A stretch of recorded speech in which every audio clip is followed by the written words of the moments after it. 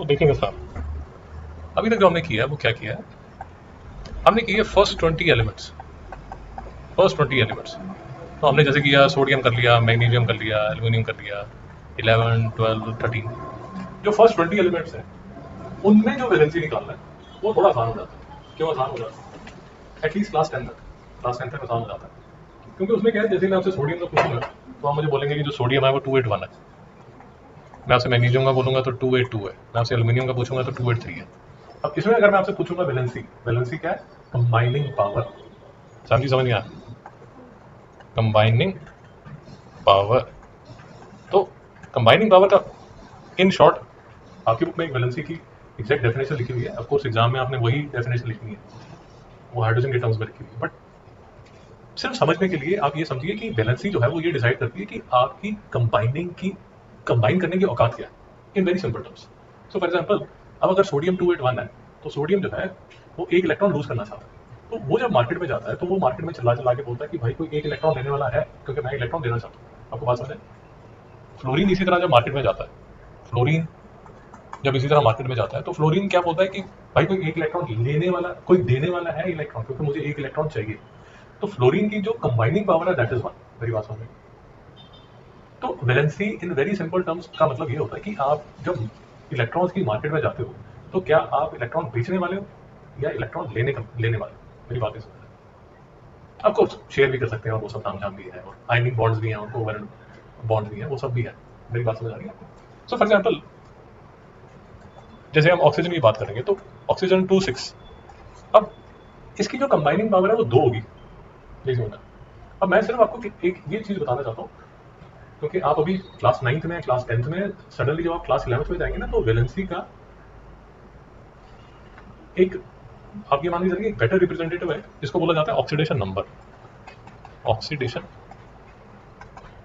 Number basically आप ऐसे समझ लीजिए कि आपके बोर्ड से आईसीएसई सीबीएसई में वैलेंसी का कंसेप्ट चलता है क्लास 10 तक। उसके बाद जो ऑक्सीडेशन नंबर है वो ज्यादा पावरफुल कंसेप्ट हो जाता है। मेरी बात समझ में? जैसे मैं आपको एक दिन बताया था कि एटॉमिक स्ट्रक्चर में अभी आप करते हैं बोहर का मॉडल, है ना?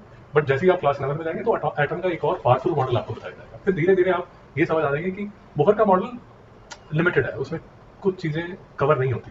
मेरी बात समझ आ भाई? समझ आ रहा है? जैसे अभी अगर आपने जाके अभी आप गियरलेस व्हीकल चला सकते हैं, तो फॉर एग्जाम्पल इलेक्ट्रिक व्हीकल आप चला सकते हैं। बट सरकार कहती है कि अगर आपको गियर्ड व्हीकल चलाना है, अगर आप गियर वाली कार और ये सब चलाना चाहते हो, you should be at least 18 years old. मेरी बात समझ आ रही है आपको? तो अगर आज कोई गियरलेस व्हीकल है, आप 16 साल की उम्र में शायद चला सकते हैं, right? But if you want to drive a geared vehicle, वो 18 के बाद ही अलाउ करता है। मेरी बात समझ आ रही है? तो इसी तरह बोहर का जो मॉडल है वो छोटी क्लासेस में चल जाता है, बड़ी क्लासेस में एक कंसेप्ट, अच्छा कंसेप्ट, आपको पावरफुल कंसेप्ट दिया जाता है एटम का। उसी तरह वैलेंसी का जो कंसेप्ट है वो अभी तक तो क्लास 10 तक वैलेंसी का कंसेप्ट चलता है, वो क्लास 11th और 12th में एक ऑक्सीडेशन नंबर करके कंसेप्ट है, वो आ जाता है। तो एक सिर्फ दिमाग में रखिए, ताकि जब आप 11th में आए तो आपको ये ना लगे कि यार फिर वैलेंसी का क्या हुआ। Oxidation is far more comprehensive term. मेरी बात यहाँ तक समझ आ रही है? 50% भी समझ आ रही है तो चलिए। But end of the day valency का कंसेप्ट जो है वो ये कंसेप्ट है कि सर आपकी कंबाइनिंग पावर क्या है। और वैलेंसी में बिना सैम एक चीज आपको समझना पड़ेगा कि फर्स्ट 20 एलिमेंट जो है वो तो जैसे हम 2882 अगर है तो हमें समझ आ गया कि जो कंबाइनिंग पावर है वो है 2। अब इनकी तो फर्स्ट 20 एलिमेंट्स की तो आपको इलेक्ट्रॉनिक कॉन्फ़िगरेशन पता है, क्योंकि आपको पता है तो आप सबसे वैलेंसी भी निकाल लेते हैं। सो फॉर एग्जाम्पल मैं आपको क्लोरीन का पूछता हूँ, ठीक है? तो क्लोरीन हुआ 287। तो क्लोरीन जब मार्केट में जाएगी, क्लोरीन जब मार्केट में जाएगी तो वो चिल्ला चिल्ला के बोलेगी, बोलो भैया कोई एक इलेक्ट्रॉन दे सकता है, या मेरे पास 7 इलेक्ट्रॉन है, कोई ऐसा आदमी बताओ जो कि मेरे साथ शेयर कर सके। मेरी बात समझ आ रही है? मेरी बात समझ आ रही है? तो जैसे क्लोरीन जो है उसके बाद 2 ऑप्शन है ना, या तो NaCl ऑप्शन है या वो HCl ऑप्शन है।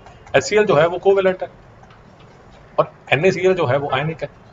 अब फर्स्ट केस में क्लोरीन ने सोडियम का एक इलेक्ट्रॉन ले लिया, और सेकंड केस में HCl में कोवेलेंट बॉन्ड है, तो हाइड्रोजन के साथ उसने जो एक इलेक्ट्रॉन है वो शेयर किया। बेटा आपको मेरी बात समझ आ रही है? तो क्लोरीन की कंबाइनिंग पावर जो है वो 1 है।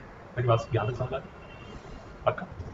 और दूसरी बात जो मैं आपको बता रहा था, तो जैसे आप जो टेक्निकल डेफिनेशन जो एग्जाम में आप लिखेंगे, तो वैलेंसी आपसे पूछा जाएगा तो आप बोलेंगे कि the number of hydrogen atom which can combine with और displace one atom of the element और radical so as to form a compound. मेरी बात समझ में आ रही है? अब अगर एक और चीज में लिखेंगे तो लिखा होगा एलिमेंट और रेडिकल। अब रेडिकल की अगर आप मेरे से पूछें, एक तो थोड़ी सी यहाँ पर ना जब आप जाएंगे तो थोड़ी सी आपको शुरू में कई बार तकलीफ होती है। जैसे अगर आप इनको देखोगे ना, ये वाले लोगों को देखोगे, जैसे पोटेशियम को देखोगे, सोडियम को देखोगे, लिथियम को देखोगे, हाइड्रोजन को देखोगे, ये जाने बचाने लगते हैं क्योंकि फर्स्ट 20 में आते हैं। पर जैसे ही आप इनको देखना शुरू करते हो ना, कॉपर को, सिल्वर को, मरकरी को, गोल्ड को, ये फर्स्ट 20 में आते हैं। ये पीरियोडिक टेबल में कहीं पर आपको मिलेंगे, बट इनकी जो वैलेंसी है वो आपको रखनी पड़ती है। और just to add to the confusion, मैं हर तरह की कंफ्यूजन आपको बता रहा हूँ, just to add to the confusion एक चीज और होगी, इनमें से कुछ लोग जो है जो जिनकी वैलेंसी कांस्टेंट रहती है, जैसे सोडियम है उसकी एक ही वैलेंसी है, बट इनमें जो कुछ दुष्ट ऐसे हैं जो कि मल्टीपल वैलेंसी शो करते हैं। मेरी बात नहीं समझ आए पक्का? सो फॉर एग्जाम्पल वही क्वेश्चन ही उसमें ये दिया हुआ है, वेरिएबल वैलेंसी। जैसे ऐसा भी एक क्वेश्चन आपसे पूछा जाएगा एग्जाम में कि बेटा एक बात बताओ, वेरिएबल वैलेंसी वाले का मतलब क्या होता है? तो उसमें आपको बताना पड़ेगा कि सर ये लोग ऐसे होते हैं जो मल्टीपल वैलेंसी शो करते हैं। कैसे शो करते हैं उसकी एग्जाम्पल भी देख लीजिए, उसकी एग्जाम्पल भी देख लीजिए। इसी जो आपकी बुक में चार्ट दिया हुआ है, इसी में मैं आपको दिखा देता हूँ, इसी में आपको दिखा देता हूँ। देखिए, अगर आप ध्यान से देखेंगे ना, ये देखिए आयरन दिख रहा है आपको? आयरन आपको वैलेंसी यहाँ पर शो कर रहा है 2, बट यहाँ पर आपको आयरन जो है वो वैलेंसी शो कर रहा है 3। बेटा बात समझ में आई नहीं समझ आई? उसी तरह कॉपर भी आप देखेंगे, कॉपर भी आपको दो तरह की वैलेंसी शो करता नजर आएगा। ये अगर आप देखना चाहते हैं तो यहाँ पर ये देखिए, compound found from elements with variable valency. देखिए कॉपर एक वैलेंसी तो शो कर रहा है, ये दूसरी शो कर रहा है, ये आयरन शो कर रहा है 2, शो कर रहा है 3, मरकरी शो कर रहा है 1 और फिर शो कर रहा है 2। सर बात नहीं समझ आई? सर बात समझ में? ओके, अब देखिए, अब उसमें मैं आपको हर तरह की वो चीज बताऊंगा जो आपको जाके कंफ्यूज करेगी। अब ये कॉपर का अगर आप ध्यान से देखेंगे ना, दो नाम है, एक अस है एक इक है, एक अस है एक इक है, एक अस है एक इक है। नहीं समझ में आया? तो आप लिख लीजिए, छोटी वैलेंसी, छोटी वैलेंसी को लिखा जाता है अस से, और बड़ी वैलेंसी को लिखा जाता है इक से। नहीं समझ में आया?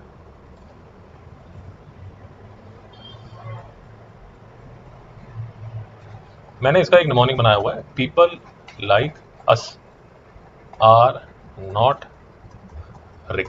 नहीं समझ में आया? People like us are not Rick. तो पीपल लाइक अस मतलब जो पुअर लोग हैं, दे आर नॉट रिच। तो अस वाली जो वैलेंसी है वो पुअर होती है। पुअर मतलब वो होती है छोटी वैलेंसी। मेरी छोटी वैलेंसी का मतलब समझ आ गया? जैसे आयरन की दो वैलेंसी आपको शो कर रहा है, दो छोटी वैलेंसी। उसी तरह कॉपर दो शो कर रहा है, एक एक वाला, एक दो वाला।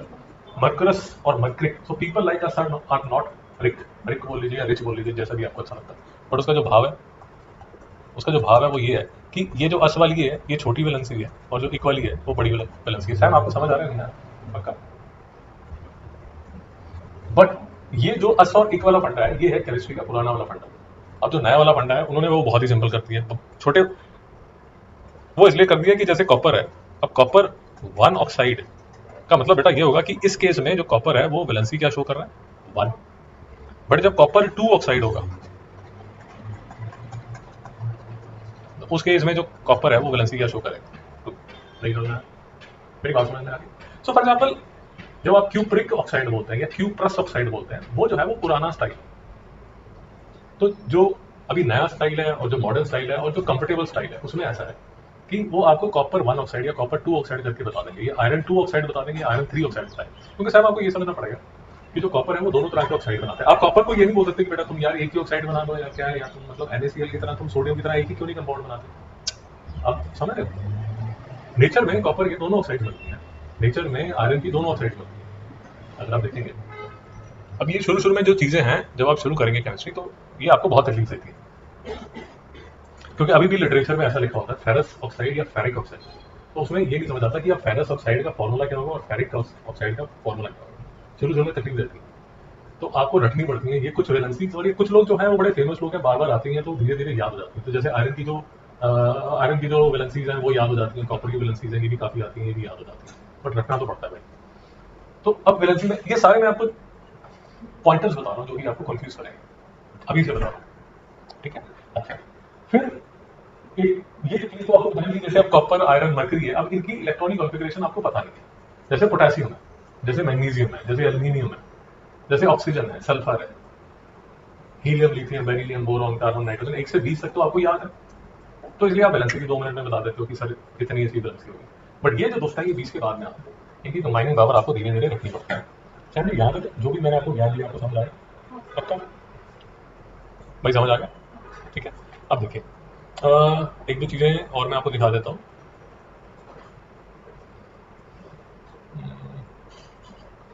ठीक है, चलिए। तो एक बात और देख लीजिए, ये जो भी हम लिखेंगे, जो भी हम कंपाउंड के नाम लिख रहे हैं, जो भी कंपाउंड के नाम लिख रहे हैं, इसमें जो पॉजिटिव एंटिटी है, या ऐसे लिख लीजिए, पॉजिटिव पहले आएगा और नेगेटिव बाद में आएगा। कहने का मतलब जैसे NaCl आएगा हमेशा, बेटा नहीं समझ में आया? जैसे एक कंपाउंड हम करेंगे CuSO4, अब मोस्टली मोस्टली जो पॉजिटिव एंटिटी है, जो कैटायन है, वो आएगा पहले, और जो एनायन है बेटा वो आएगा बाद में।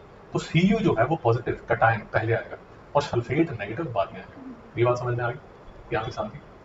अच्छा, फिर और कंफ्यूजन देखिए, धीरे धीरे जो कंफ्यूजन के पहाड़ है वो बढ़ता ही जाएगा। दूसरा कंफ्यूजन देख लीजिए, कुछ लड़के जो हैं वो अकेले घूमेंगे, बट कुछ लड़के जो हैं वो ग्रुप्स में घूमेंगे। अब जैसे ये सारे जो आपको नजर आ रहे हैं, Cu positive, Ag positive, Hg positive, gold positive, Ca2, Mg2, Zn2, Ba2, Ni2, CO2, U2, ये सारे के सारे अकेले घूम रहे हैं। बट अगर आप राइट साइड में देखेंगे, ये देखिए, ये आपको ग्रुप्स में नजर आ रहे हैं। बेटा मेरी बात समझ आ रही है? अब एक और मुसीबत ये है कि ये जो ग्रुप्स में जो वैलेंसीज हैं, इनकी ग्रुप की जो वैलेंसी है, ये भी आपको याद करनी पड़ेगी। नहीं समझ में आया? तो पहले आपका डाउट का सोल्यूशन देख लीजिए। ये देखिए, ये ऐसे नजर आएगा, जैसे अगर आपको नजर आ रहा है Fe + Cl = Fe3Cl, तो कहने का मतलब इस केस में जो आयरन है वो अपनी कौन सी वैलेंसी शो कर रहा है? 3 नंबर वाली वैलेंसी। बेटा नहीं समझ में आया? पक्का? तो जैसे अब यहां पर ये जो दिखा रहा है आयरन + HCl = आयरन 2 क्लोराइड, तो इस केस में जो आयरन है वो अपनी 2 नंबर वाली वैलेंसी शो कर रहा है। नहीं समझ में आया? अब आपके लिए ये आसान ऐसा हो गया, अब ये भी देख लीजिए कैसे आसान हो गया। जैसे अगर मैं यहां पर लिख देता फेरस ऑक्साइड, या मैं लिख देता फेरिक ऑक्साइड, तो कौन सी वैलेंसी, मतलब क्या उस केस में तो आपको स्पेसिफिकली नंबर भी याद रखना पड़ता कि 1 है या 2 है या 3 है, ये क्या है। तो अगर आप देख रहे हैं जो मॉडर्न स्टाइल है उसमें फायदा ये है कि अब आपको वैलेंसी याद करने की भी जरूरत नहीं है, वो आपको ब्रैकेट में डाल के बता ही रहे हैं कि आयरन की जो वैलेंसी है वो 2 है या 3 है। मेरी बात नहीं समझ आई?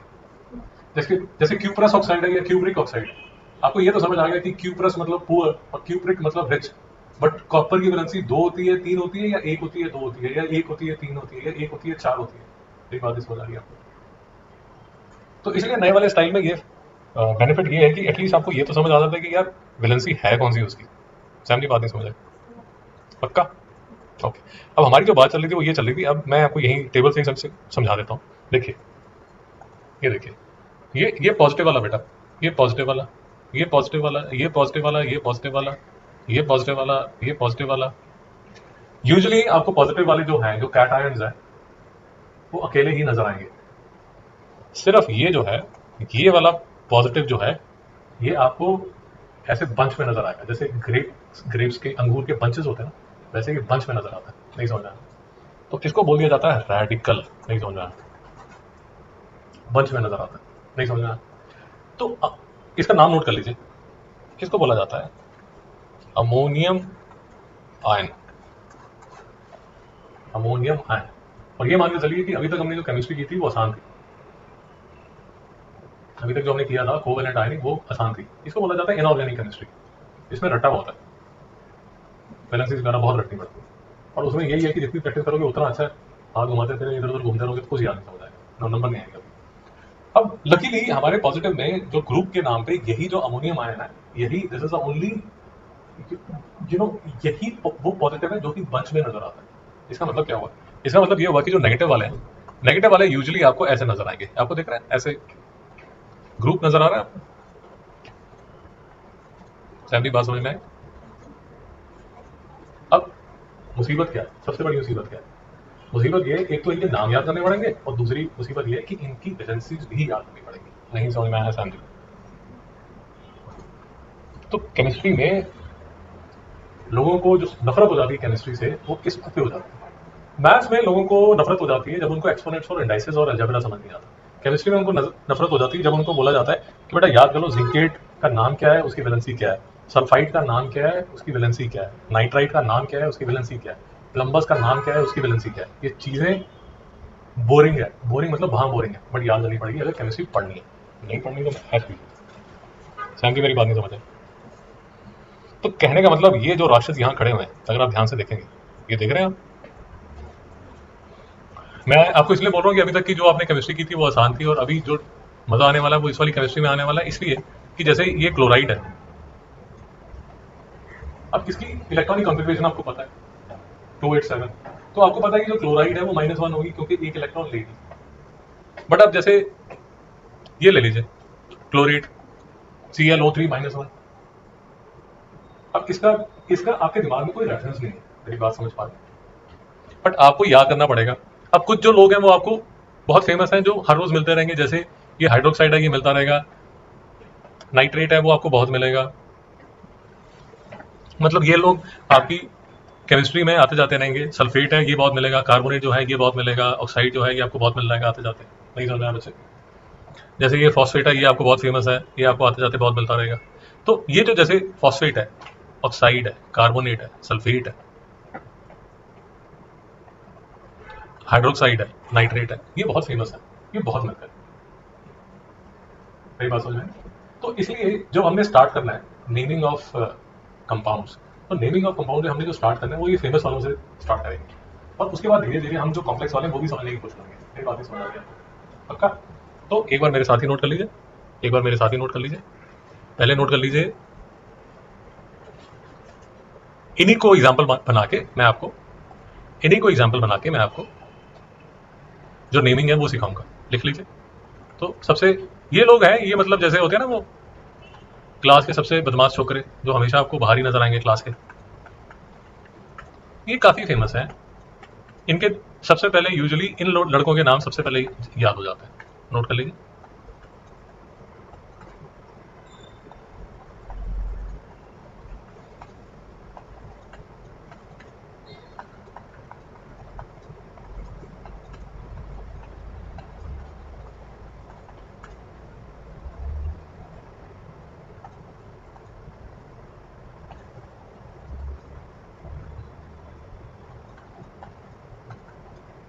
Hydroxide, nitrate, sulphate, carbonate, oxide, phosphate. नहीं समझ में आया बच्चे?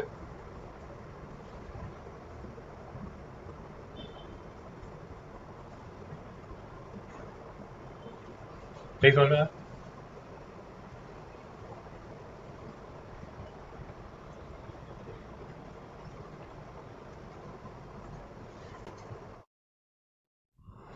तो एक शेडी सा नमोनिक आपके लिए पेश है, अभी आपके सामने ही बनाया, तो शायद आपको अजीब सा लगे, बट यार केमिस्ट्री में ना, जैसे आप 11th-12th में भी आप जब केमिस्ट्री करोगे तो आपको बहुत नमोनिक बनाने पड़ेंगे। As a matter of fact जब आप मेडिकल वाले हो, मेडिकल में तो सारा काम नमोनिक से ही चलता है, और उल्टे सीधे ही नमोनिक बनाने पड़ते हैं। जैसे इसका भी नमोनिक जो बनता है वो ये है, हंसता हुआ कॉप, हंसता हुआ कॉप। मेरी बात समझ में आई? वो हंसता इसलिए लिख दिया क्योंकि एन है बीच में, तो हंसा, हंसता कॉप या हंसा कॉप या जैसे भी आप बोल लीजिए, या हंस वाला कॉप या हंस कॉप बोल लीजिए। आई थिंक ये भी अच्छा बन जाता है, हंस कॉप। तो आप घूमने जा रहे थे, आपने देखा कि ऐसा एक कॉप खड़ा था, कॉप का मतलब तो समझते हो भाई, और उसके सर पे ऐसा एक हंस खड़ा था, एक गंदी सी फोटो है हंस की, समझ आ गया? हंस कॉप या हंसता हुआ कॉप, जैसे भी आप उसको फिगर बनाना चाहते हैं। तो इसका मतलब क्या हुआ? HNSCOP, ये सबसे फेमस है, ये सबसे ज्यादा यूज होता है, और हमें फायदा ये हो जाता है 1 1 2 2 2 3। तो पहला जो है वो है हाइड्रोक्साइड, दूसरा जो है वो नाइट्रेट है, तीसरा जो है वो सल्फेट है, सी जो है वो कार्बोनेट है, ओ जो है वो ऑक्साइड है, और पी जो है वो फॉस्फेट है। ये बच्चे सबसे फेमस है। नहीं समझ में आया? पक्का? शांति यहाँ तक? ठीक है। तो अब मैं इसके ये हंस कॉप को यूज करके आपको थोड़ा सा ज्ञान देने की कोशिश करूंगा। आज ज्ञान शुरू करेंगे, आपको थोड़ा होमवर्क मिलेगा, हाथ पैर मारिए, अगली बार फिर से करेंगे। और वो जो 2 वीडियोस हैं वो प्लीज देख लीजिए, उसमें काफी प्रैक्टिस क्वेश्चन है। ये जो टॉपिक है इसमें जितना ज्यादा प्रैक्टिस करेंगे उतना ज्यादा आपको समझ आएगा। ठीक है? तो नवानी क्या है हमारा सर? हंसता हुआ कॉप, हंस कॉप, यही है ना? तो एच से क्या बना बेटा हमारा? हाइड्रोक्साइड। एन से क्या बना? नाइट्रेट, बहुत बढ़िया। एस से क्या बना? सल्फेट, बहुत बढ़िया। सी से क्या बना? कार्बोनेट, बहुत बढ़िया। ओ से क्या बना? ऑक्साइड, बहुत बढ़िया। पी से क्या बना? फॉस्फेट। अब ये पहली मुसीबत है आपकी, पर दूसरी मुसीबत क्या है कि इनका नाम क्या है? नहीं समझ में आया तो जरा फटाफट बता दीजिए सैम, अगर आपको याद है। बहुत बढ़िया, NO3 बच्चे। ये कंफ्यूजन रहेगी आपको, चिंता मत कीजिए। क्योंकि अगर आप इम्पेशेंट हो जाएंगे तो फंस जाएंगे। अब पेशेंस रखिए अपने साथ, बी काइंड टू योरसेल्फ। अगर बोलना शुरू कर देंगे अरे मैं तो ऐसे बेवकूफ क्यों हूँ, मुझे अकल क्यों नहीं दी है ईश्वर, तो काम नहीं चलेगा। थोड़ा पेशेंस के साथ काम चलिए। सल्फेट क्या होगा? बहुत बढ़िया, बहुत बढ़िया, बहुत बढ़िया। ये मैंने गलत लिख दिया, जी जी जी मैंने गलत लिख दिया। फॉस्फेट क्या होगा? PO4।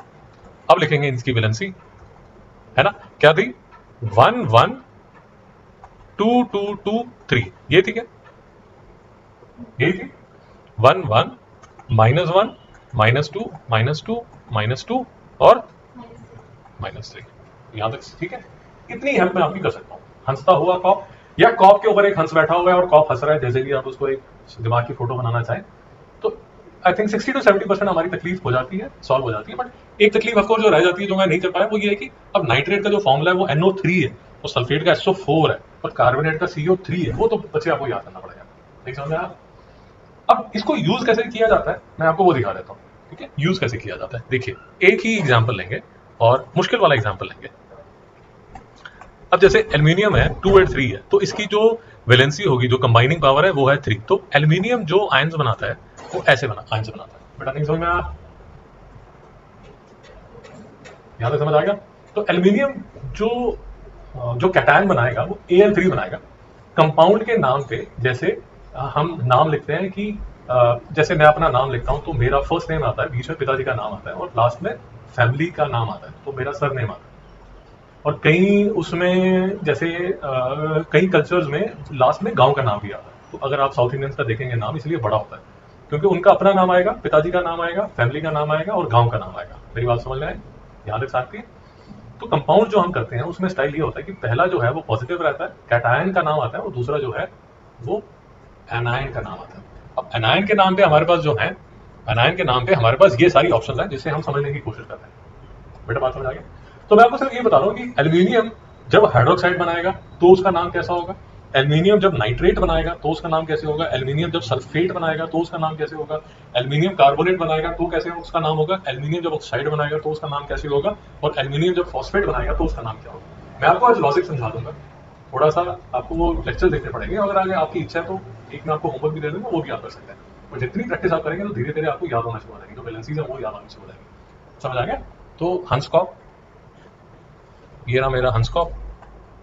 तो हंसकॉप के हिसाब से सबसे पहले मैं देखती हूँ कि एल्यूमिनियम जो वैलेंसी +3 वाला है वो जब हाइड्रोक्साइड से मिलता है जिसकी वैलेंसी -1 है, तो कैसे ये कंपाउंड बनाते हैं। ठीक है, अब सबसे पहले आपने इसको बोला जाता है criss cross method. Criss cross method, criss cross method. इसमें जो वैलेंसीज है वो विदाउट साइन एलिमेंट के या रेडिकल के पैरों में लिख दी जाती है। नहीं समझ में आया? और फिर क्या किया जाता है, बहुत ही सिंपल चीज की जाती है, जो वैलेंसीज हैं उनको ऐसे आप क्रिस क्रॉस कर देते हो। अब एल्यूमिनियम के पैर में हाइड्रोसाइड की वैलेंसी और हाइड्रोसाइड के पैर में, देखिए एक बात याद रखिए, ये चीज आपको बार बार कंफ्यूज करेगी। हाइड्रोसाइड जो है वो इकट्ठी चलती है, इसलिए हाइड्रोसाइड को आपको ब्रैकेट में रखना पड़ेगा। तो जो 3 वैलेंसी है वो ऐसा नहीं है कि ऑक्सीजन के पैरों में डालोगे या हाइड्रोजन के पैरों में डालोगे, बेटा वो ग्रुप के पैरों में डालोगे। नहीं समझ में आया? पक्का? शांति। मैं आपको बता देता हूं कि ये गड़बड़ कब हो जाती है। ये गड़बड़ ऐसे हो जाती है, ये गड़बड़ ऐसी हो जाती है कि जैसे एल्यूमिनियम है, अब नाइट्रेट के साथ बना रहा है, हंसकॉप के हिसाब से नाइट्रेट के साथ बना रहा है, तो एल्यूमिनियम की जो वैलेंसी है वो तो है 3, और नाइट्रेट की वैलेंसी बताइए सैम कितनी है? विदाउट साइन मैंने यहां पर लिख दिया। पक्का? क्रिस क्रॉस किया, एल्यूमिनियम के पैर में बेटा क्या, नाइट्रेट के पैर में। अगर आपने ऐसे लिखा तो क्या हो गया, गलत। तो इसलिए इसको कैसे लिखा जाएगा, ऐसे। नहीं समझ में आया? अब जैसे हम अलजेब्रा में करते थे सैम, 1x हम नहीं लिखते, तो ऐसे ही ये Al1 नहीं लिखा जाता। इसको कैसे लिखा जाता है, एल्यूमिनियम हाइड्रोक्साइड। इसको कैसे लिखा जाता है बेटा, AlNO3 होल थ्राइस। नहीं समझ में आया? एक कंपैरिजन करके आपको दिखा देता हूं ताकि आपको ये बात और अच्छी तरह समझ आ जाए। So for example, aluminium compound बना रहा है किसके साथ, क्लोराइड के साथ। क्लोराइड की वैलेंसी होती है बच्चे 1। अब जब क्रिस क्रॉस करोगे, क्योंकि क्लोराइड अकेली घूम रही है, तो एल्यूमिनियम, एल्यूमिनियम के पैर में फिर से 1, बट क्लोराइड के पैर में which would be written as, बेटा नहीं समझ में आया? मैं आपको फिर से बता रहा हूँ, जो हमने पहले किया था कोवेलेंट और आयनिक, वो आसान था। अगर आपको वही मुश्किल लग रहा है फिर तो बेटा बहुत लंबे फंसने वाले हो। मुश्किल ये है, और मुश्किल नहीं है एक्चुअली, रट्टे वाला काम है और बोरिंग काम है। आप मुझसे अगर पूछे इट्स प्रीटी बोरिंग। कई लोगों को, जैसे शिवांग को जब मैं कराता था उसको पहली बार ही समझ आ गया था, बट अगर आप मेरे से पूछेंगे it took me at least 6 to 8 months जब मैं 9th क्लास में था टू अंडरस्टैंड दिस। तो कई बच्चों को बहुत जल्दी समझ आ जाता है, दे जस्ट सी इट, उनको बहुत जल्दी समझ आ जाता है, बट मेरे जैसों को बहुत देर लगी थी। Took me at least 6 to 8 months, lot of practice. जब तक मैंने 100-200 कंपाउंड लिखने लिए थे हाथ से, तब तक मुझे नहीं समझ आया था। आपको बात समझ आ गई? तो इसलिए मेरी सजेशन है प्रैक्टिस कीजिए। समझ आया? तो हमने एल्यूमिनियम का हाइड्रोक्साइड के साथ कंपाउंड बना लिया, हमने एल्यूमिनियम का नाइट्रेट के साथ कंपाउंड बना लिया। अब एल्यूमिनियम का, हाँ, इसमें मैं आपको एक फॉर्मूला मैं इसमें लिख दूं तो फॉर एग्जांपल ये जो बना इसका फॉर्मूला क्या हो जाएगा, एल्यूमिनियम हाइड्रोक्साइड। साहब नहीं समझ में आया? अब देखिए केमिस्ट्री प्रॉब्लम कैसे हो जाती है। आपने लिख दिया एल्यूमिनियम हाइड्रोक्साइड, अब आपको पता है एल्यूमिनियम की वैलेंसी क्या है, हाइड्रोक्साइड की वैलेंसी क्या है, तो आपको पता है कि एल्यूमिनियम हाइड्रोक्साइड का फॉर्मूला होगा AlOH3। श्रेया जी को कुछ समझ नहीं आता। श्रेया जी को जब एल्यूमिनियम हाइड्रोक्साइड का आप नाम लिखने के लिए बोलेंगे वो फंस जाएंगे। ऊपर और ज्यादा मुसीबत ये हो जाती है अगर आपको एल्यूमिनियम का सिंबल का नाम ही नहीं आता है, मतलब एल्यूमिनियम AL होता है या AU होता है या AM होता है, बेटा फिर तो बहुत ही अंदर दसने वाले। और हाइड्रोक्साइड का नाम क्या होता है, HO होता है या OH होता है या H2O होता है, तो बहुत परेशान हो जाओगे, केमिस्ट्री नहीं हो पाएगी, नहीं समझ आया। उसी तरह अब जब आप किताब खोल के देखेंगे तो वो आपको बोल देंगे एल्यूमिनियम नाइट्रेट। वो जब बोलेंगे एल्यूमिनियम नाइट्रेट तो वो ये मान के चलते हैं कि आपको एल्यूमिनियम की वैलेंसी पता है, नाइट्रेट की वैलेंसी पता है, आपको एल्यूमिनियम नाइट्रेट का नाम लिखना आता है, बट आपको पता है कि नाइट्रेट है क्या, क्या नाइट्रेट NO3 है या NO2 है या N है, क्या है। और सबसे बड़ी मुसीबत ये हो जाती है कि आपको पसंद भी नहीं है। आप समझ रहे हैं? कई बार तो होता है कि आदमी को चीज अच्छी लगती है, केमिस्ट्री सीखना चाहता है, तब तो फिर भी आपको इंटरेस्ट रहता है। अब आपको समझ भी नहीं आ रही, पिताजी ने दबाव डाला हुआ है कि बेटा केमिस्ट्री पढ़ो, और ऊपर से ये मुसीबत, तो कर पाओगे? नहीं कर पाओगे। समझे? तो मैं आपको बता रहा हूँ कि this is heart of chemistry but this is very boring. ठीक है, तो एल्यूमिनियम हाइड्रोक्साइड हो गया, एल्यूमिनियम नाइट्रेट हो गया। अब सल्फेट देख लीजिए, सल्फेट का फॉर्मूला क्या है सैम जी? बहुत बढ़िया बच्चे। एल्यूमिनियम के पैर में क्या लिखूं?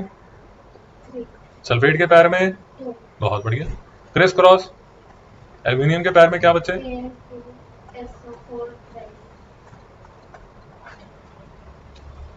ये भूल का बच्चा, ये तो फिर भी ठीक है, बट अगर नाम लिखा होता एल्यूमिनियम सल्फेट, तो एल्यूमिनियम की वैलेंसी, सल्फेट की वैलेंसी, सल्फेट लिखा कैसे जाता है वो कैसे करोगे?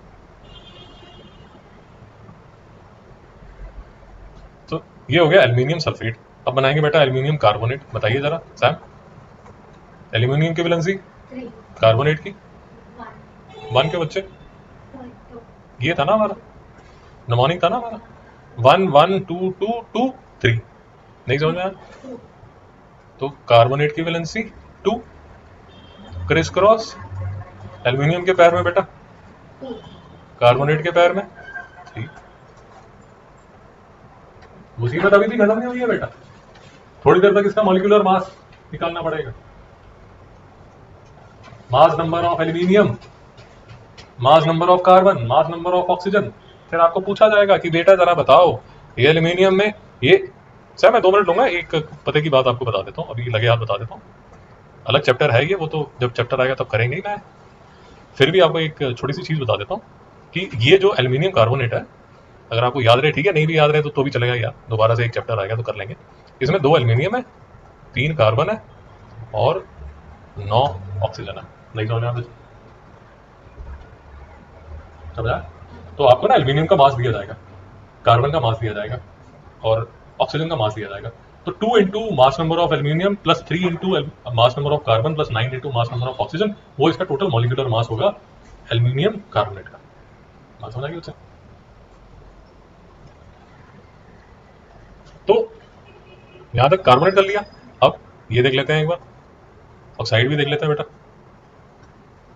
तो एल्यूमिनियम के पैर में, ऑक्सीजन के पैर में, बहुत बढ़िया। कैसे लिखूं? Al2O3 criss cross. नहीं समझ आया बच्चा? हंसता हुआ कॉक, तो PO4। पैर में क्या लिखूं एल्यूमिनियम के? इसके पैर में हम सारे 3, बहुत बढ़िया। तो एल्यूमिनियम के पैर में 3, फॉस्फेट ब्रैकेट डाल के बेटा 3, और अब ये वाला 3 और वो वाला 3 हो जाएंगे कैंसल। तो एल्यूमिनियम फॉस्फेट क्या बन जाएगा बेटा? Aluminium phosphate. नहीं समझ में आया?